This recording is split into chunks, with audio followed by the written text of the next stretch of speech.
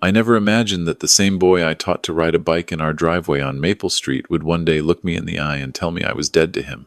I never thought I would stand in my own kitchen, shaking, not from age, but from the kind of pain that doesn't leave a bruise you can see.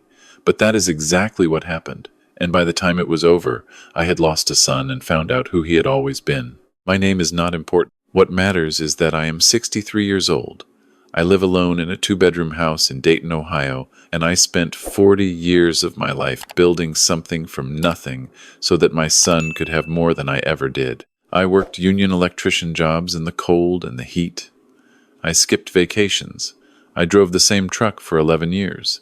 I did all of it with a smile because I believed, truly believed, that a father's greatest achievement was watching his child become a good man.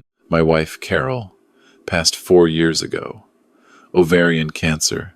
She fought it for 18 months and she never once complained in front of our son, Derek. She wanted him to remember her strong. I think about that now. I think about how she spent her last good days worrying about whether Derek was eating enough, whether Derek was happy at work, whether Derek had found a nice girl. She used to say, "Robert, promise me you'll be there for him when I'm gone." I promised. I kept that promise longer than I should have. Derek is 34. He works in sales at a software company in Cincinnati, about an hour from my house. After Carol died, we talked every Sunday. He came home for Thanksgiving and Christmas. Things were not perfect between us, they never had been, honestly, but I told myself that was normal. Sons and fathers bump heads. It is part of life. I did not see what was underneath the surface until it was too late to look away. It started on a Sunday evening, in late October. He called me, which was not unusual. What was unusual was the energy in his voice. He was too happy. Derek is not a naturally cheerful person. He is like me in that way, reserved, careful with emotion. So when he called and started the conversation with, "Dad, I have the best news," I sat down at the kitchen table and prepared myself. He told me he was engaged. Her name was Brittany. He had been dating her for 5 months. 5 months. I said congratulations, and I meant it, even if something in my stomach felt unsettled. 5 months is not a long time, but I told myself I was old-fashioned. I told myself love moves at its own speed. I asked to meet her. He said soon they were planning a trip up to Dayton in a few weeks. Then he said, "Dad, we want to talk to you about the wedding." I said, "Of course. Whatever I can do." And he said, "We're thinking about a spring ceremony, April or May, something really special." I said that sounded beautiful. He said, "We found this venue in Columbus, a historic estate. It holds up to 200 guests." I said nothing because I was waiting for the rest of it. "The all-in cost," he said, and then he paused, "is around $40,000. The kitchen was very quiet. I could hear the refrigerator humming. I said, "That is a significant amount of money, Derek." He said, "I know. That is actually why I wanted to talk to you. We were hoping you could cover it." I want to be careful here about how I describe what I felt in that moment, because it was not simple. It was not just surprise or offense. It was something closer to grief, actually. A small grief for the conversation I thought we were having versus the one we were actually having. I asked him where Brittany's parents stood on contributing. He said they had already given what they could. I asked what that meant in real numbers. He said a few thousand. I asked Derek what he himself had saved toward this wedding. He said they had been focused on other things. I told him I needed to think about it. He said okay. He said he understood. He sounded reasonable. He sounded like my son. I should have known that this was the performance, not what came later. They came up to Dayton 3 weeks later, on a Friday evening. I made pot roast because it was Carol's recipe, and I wanted the house to feel warm. Brittany was pretty and polished and shook my hand with both of hers, the way people do when they want you to feel welcomed. She called me Mr. Harlan on the first visit, which I appreciated. She talked easily, smiled often. By the end of dinner, I understood why Derek had moved fast. She was the kind of woman who fills a room. After dinner, Derek brought up the wedding. He laid it out again, the venue, the 200 guests, the catering, the photography, the flowers. He had a printed estimate on his phone, which he slid across the table to me. $42,300. He had even broken it down by category. I looked at it for a long moment. I told them I wanted to be honest. I told them I was proud of Derek and genuinely happy he had found someone who made him this happy. But I said that $42,000 was more than I was in a position to give. I had my pension, Carol's small life insurance payout, and some savings I had been careful with for emergencies, for medical costs, for the kinds of things that happen when you are in your 60s and living alone. I told them I could contribute $10,000 as a wedding gift. That was real money to me. That was real sacrifice. Derek put down his fork. The change in him was not dramatic. It was quiet, which was worse. He looked at Brittany and something passed between them that I was not supposed to see. Then he looked back at me and said, "Dad, we were counting on you for the full amount." I said I understood that, but I was not able to do the full amount. He said, "You have savings." I said, "I do. For emergencies." He said, "This is family. This is my wedding. How is that not a priority?" I told him his wedding was absolutely a priority, which is why I was offering $10,000. That is not nothing. Brittany reached over and put her hand on Derek's arm, but I noticed she did not say anything on my behalf. She just waited. Derek said, "Mom would have wanted you to do this." That landed differently than he intended, I think. Or maybe he intended it exactly the way it landed. Either way, I felt it go through me like cold water. I said very quietly, "Do not bring your mother into this." He said, "I'm just saying she would have understood what this means." I said, "Your mother also worked her whole life, and she would have understood the value of the money I'm offering you." He pushed back his chair and said he needed some air. He went outside. Brittany looked at me with an expression I could not read, apologetic maybe, or calculating, I still do not know, and said, "He's just stressed, Mr. Harlan. He'll come around." Then she went out after him. They left early that night. The Sunday calls stopped. For 2 weeks, I heard nothing. I texted Derek twice. One-word responses. I told myself this was him needing time to cool down. I had given him time to cool down before, after other arguments, and he always came back. So I waited. He came back, just not the way I expected. It was a Tuesday. I remember because I had a doctor's appointment that morning, just a routine checkup, and I had come home in a good mood because my blood pressure numbers were better than the previous year. I was making a sandwich in the kitchen when I heard the knock at the front door. I opened it, and there was Derek. No car in the driveway that I could see. No Brittany. He came inside without me saying, "Come in," which was the first sign. He stood in the living room and said, "I want to talk about the money." I told him I was glad he came. I said we could sit down and talk calmly. I moved toward the kitchen to get us both some coffee. He followed me. I had my back to him when he said, "I went through Mom's estate documents." I stopped. He said, "You got more than you told me. There was a secondary account. A joint account she had with her sister that rolled over to you when Aunt Linda passed. I did the math, Dad. You have money you haven't mentioned." I turned around. He was standing in the center of my kitchen, and he did not look like my son. He looked like someone who had been working up to this for a long time. I said, "Where did you get that information?" He said it did not matter. I said, "It absolutely matters. Those are private financial records." He said, "Were you ever going to tell me about that account?" I said, "That money is mine. It was left to me. It is set aside for my care when I need it." He said, "You're 63. You don't need long-term care money right now. That money is just sitting there while your son is trying to start his life."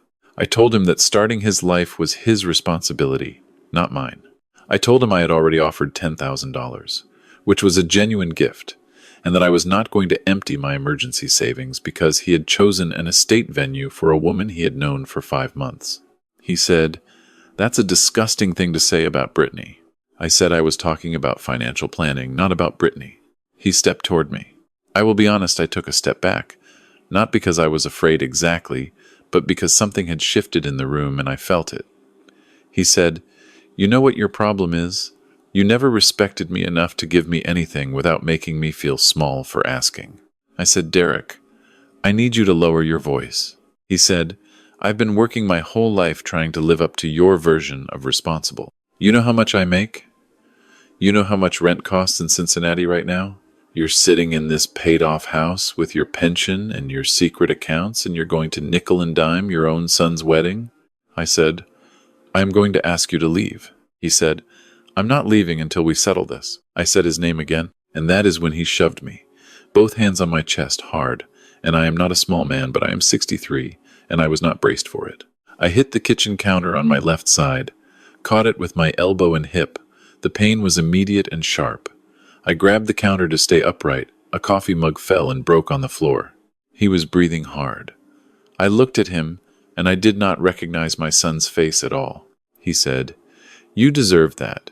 You have been a selfish, withholding man my entire life, and she was right about you." I said, "Who was right about me?" He said, "Brittany's been saying it for months, that you were never going to help us, that you were going to find an excuse. She saw it before I did." I did not say anything.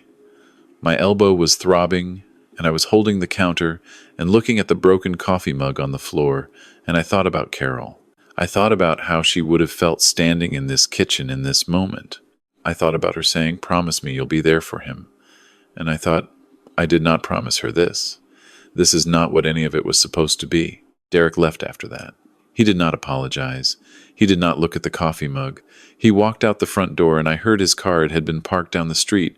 I realized later, pull away. I stood in my kitchen for a long time. Then I went to my desk in the spare bedroom, and I opened the bottom drawer, and I took out the small digital recorder I had bought 2 years ago when I was having some issues with a contractor who kept changing our agreed-upon terms. I had gotten into the habit of recording conversations when something felt off. I had turned it on when Derek knocked on my door that morning.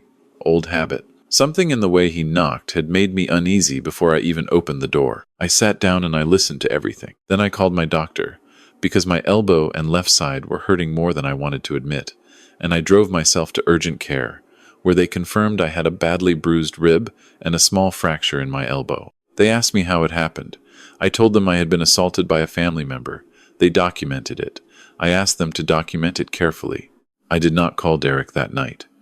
I did not call him the next day either. I sat with it. I thought about every possible version of what came next, and I made a choice. I called a family law attorney named Margaret Cho, who had been recommended to me by a neighbor who had gone through a difficult divorce. I sat in her office on a Thursday morning with my arm in a brace, and I laid out everything: the recording, the medical report, Derek's knowledge of my private financial records, and how he had obtained them. That last part turned out to matter a great deal more than I expected. Margaret asked me some careful questions about the secondary account Derek had mentioned. She asked whether I had any idea how he had gotten access to that information. I said I did not, but I had a suspicion. I told her that about 4 months earlier, Derek had come up to help me with some things around the house after a small surgery I had on my knee. He had been helpful, warm, more like his old self. I had let him use my computer. I had not thought anything of it at the time. Margaret nodded and wrote something down and said, "I want you to understand that accessing someone's financial records without permission, even of family members, can cross into identity theft territory depending on what was accessed and how." I said I understood. She said, "Do you want to pursue this?"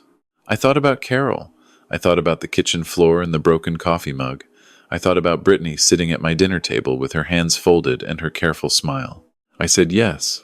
Over the next 3 weeks, things moved in ways I could not have predicted. Margaret filed for a protective order first, which was straightforward given the medical documentation and the recording. The recording was the piece that changed everything in Ohio. You are permitted to record a conversation you are a party to, and I had been standing in my own home. Every word Derek said was legally obtained. But it was Margaret's separate inquiry into the financial records that opened a different door entirely.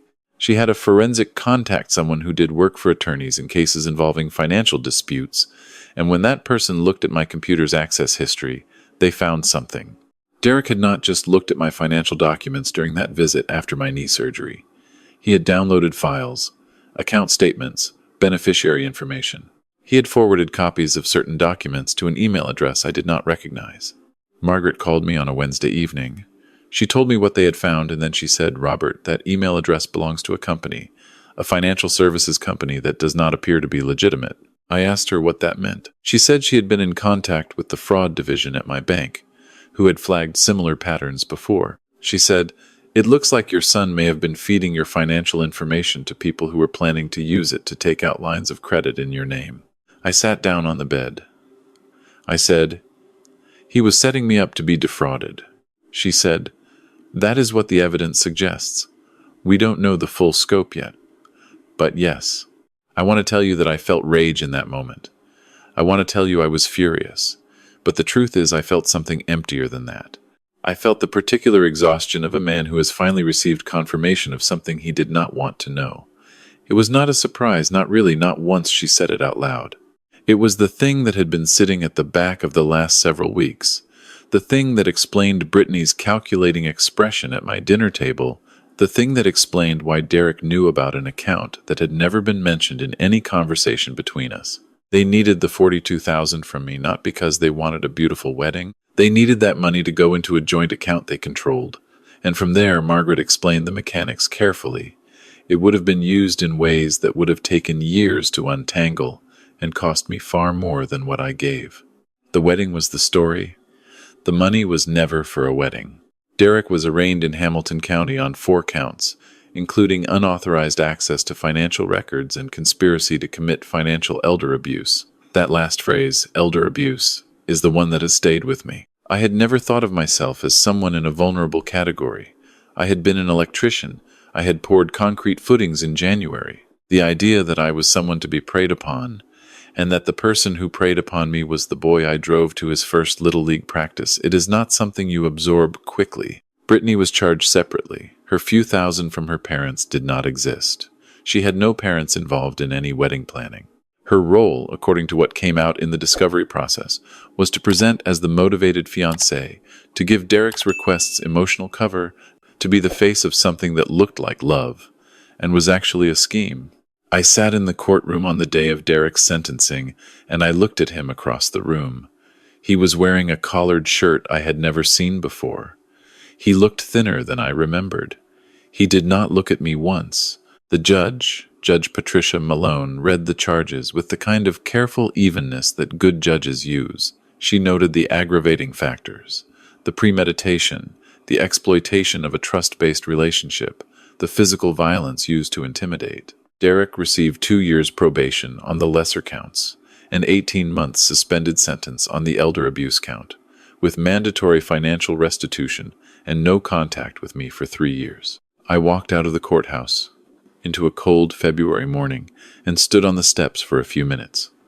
A court officer I had seen inside nodded at me on his way past. I nodded back. That was all. I drove home to Dayton on the highway I have driven my whole life. I passed the exit for the neighborhood where Derek grew up. I did not take it. When I got home, I sat at the kitchen table, the same table where I had made that first offer of $10,000, which he had thrown back at me, and I thought about what I wanted my life to look like now. Not in the dramatic way people talk about reinvention, just practically. What did I want? I wanted the Sunday mornings I had before any of this started. I wanted my doctor's appointments and my good blood pressure numbers. I wanted to put new tile in the upstairs bathroom, which I had been meaning to do for 2 years. I wanted to call my sister in Portland and have a conversation that was not about this. I wanted to stop carrying something that was never mine to carry. People have asked me the few people I told whether I regret pressing charges, whether I feel guilty, whether I wish I had just given him the money and let it go. I tell them the truth. The money was never the point. The point is that my son looked at me and saw a resource to be extracted. The point is that the woman he brought to my dinner table had been helping him plan this for months before they ever knocked on my door. The point is that I could have handed over $42,000, and within a year, I would have been facing fraudulent lines of credit, drained accounts, and a legal mess that a man on a pension does not recover from easily. I did not press charges because I was angry, though I was. I pressed charges because it was the only honest thing left to do. Because Carol raised me to believe that accountability is not the same as cruelty. Because the alternative, looking the other way, pretending, absorbing it, was not something I was willing to do at 63 years old with whatever time I have left. I still think about him. I think about the boy he was before he became who he is now. I think about the Little League games and the bike in the driveway, and the way he used to fall asleep in the car on the drive back from his grandmother's house, still small enough that I could carry him inside without waking him. I do not know when or whether that boy disappeared, or if he was always somewhere underneath the man who stood in my kitchen and shoved me into a counter. I am not a therapist. I cannot answer that question. What I know is that I am 63 years old, and I am not dead. My elbow healed, my ribs healed, my account is intact. I have a sister who calls me on Sundays now, since I told her what happened, and she stays on the phone longer than she used to. It is not the life I planned. It is not the family I believed I had. But it is mine, and I am still in it, and that is more than I was left with on the floor of my kitchen in October. That has to count for something, and it does.